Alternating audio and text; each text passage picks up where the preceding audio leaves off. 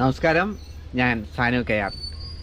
നമ്മൾ സാധാരണയായിട്ട് മുട്ട പലതരത്തിൽ ഉപയോഗിക്കാറുണ്ട്. എന്നാൽ അതിൽ നിന്നൊക്കെ വ്യത്യസ്തമായിട്ട് മുട്ട കൊണ്ടുണ്ടാക്കുന്ന മുട്ട സ്റ്റിക്ക് എന്ന ഒരു വിഭവമാണ് ഞാൻ ഇന്നത്തെ വീഡിയോയിൽ പരിചയപ്പെടുത്തുന്നത്.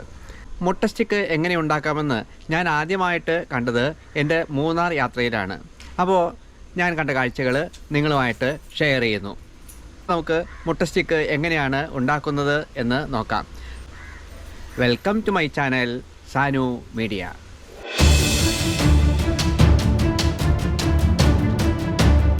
ഇവരുടെ പേരെങ്ങനെ? ഇതെന്താ സംഭവം? കോയിലക്കാണ് സ്റ്റിക്ക്. കാടമുട്ട കൊച്ചിയിൽ വറുത്ത് കൊടുക്കുന്നത് ഓംലേറ്റിന്റെ സെയിം ടൈപ്പാണ്. ഇച്ചിരി വെറൈറ്റി. എന്താ സാധനം?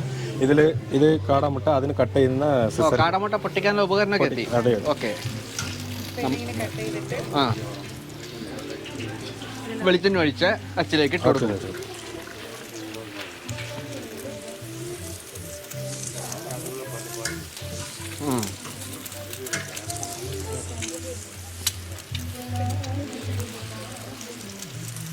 ഇതിന് എന്തെങ്കിലും പേരുണ്ടോ ഈ പലഹാരത്തിന്?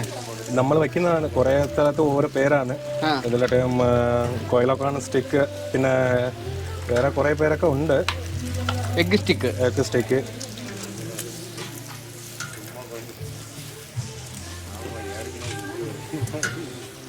ഇതിലെ ഈ സ്റ്റിക്കാണ് പ്ലസ് സ്റ്റിക്ക് വെച്ച് കൊടുക്കുന്നത്. അതെ. അപ്പോൾ നമ്മൾ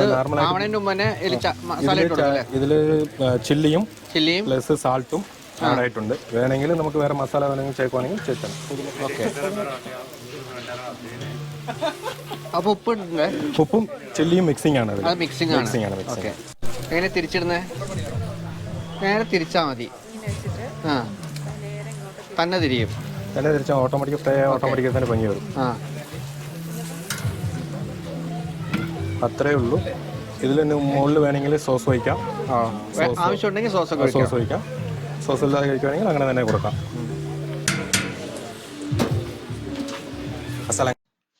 മുട്ട സ്റ്റിക്ക് റെഡിയായി കഴിഞ്ഞു. ഇനി അതിന്റെ സ്വാദ് എങ്ങനെയുണ്ട് എന്ന് നമുക്ക് നോക്കാം.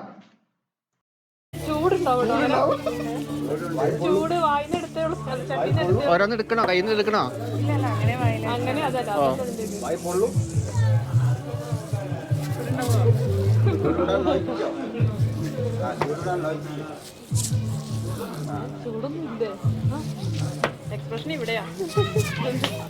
എങ്ങനെയുണ്ട്?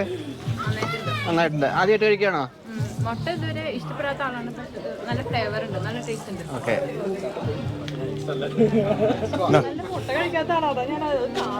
ഇതിപ്പോ താൽക്കാലികമായിട്ട് ഇവിടെ സാധനങ്ങളൊക്കെ അവിടെ കിട്ടിയേ നമ്മളുണ്ട്. ആദ്യം സ്റ്റാള് ഫ്ലവർ അവിടെ ഇട്ടു. മറ്റേ ഹൈഡൽ പാർക്കിൽ നമ്മള് കട ഇട്ടിട്ടുണ്ടായിരുന്നു 5 വർഷത്തിന് മുമ്പ്. അപ്പൊ എടുത്തതായത് മൊത്തം. ഇതൊക്കെ വീട്ടിൽ വെക്കും. പിന്നെ ഇങ്ങനെ സ്റ്റാൾ ഇടുമ്പോ എന്തെങ്കിലും പ്രോഗ്രാമുള്ളപ്പോ മാത്രം എടുക്കും.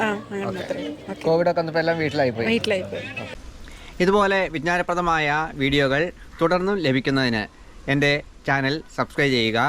അതേപോലെ തന്നെ ഈ വീഡിയോ ഇഷ്ടപ്പെട്ടെങ്കിൽ നിങ്ങൾ ലൈക്ക് ചെയ്യുക, നിങ്ങളുടെ അഭിപ്രായങ്ങൾ കമൻറ്റ് ചെയ്യുക, നിങ്ങളുടെ സുഹൃത്തുക്കൾക്ക് വേണ്ടി ഷെയർ ചെയ്യുക. വീണ്ടും മറ്റൊരു വീഡിയോയുമായി കാണുന്നവരെ തൽക്കാലം വിട.